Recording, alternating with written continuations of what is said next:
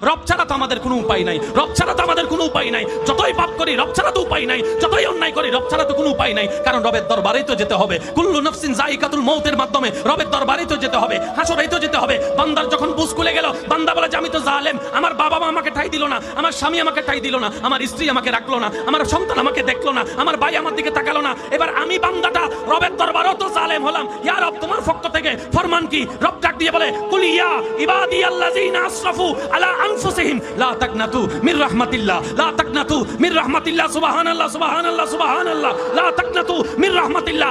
আল্লাহ পাক বলে, ও নবী, আপনি আমার বান্দাদের ভিতরে যারা নিজেদের উপর জুলুম করছে তাদেরকে ডেকে ডেকে বলে দেন, তারা যেন আমি রবের রহমত থেকে নিরাশ না হয়।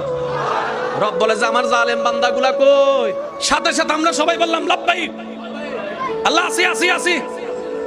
আল্লাহ তুমি ডাকলা আমাদেরকে, বাবা তো ডাকে নাই, মা তো ডাকে নাই, স্বামী তো ডাকে নাই।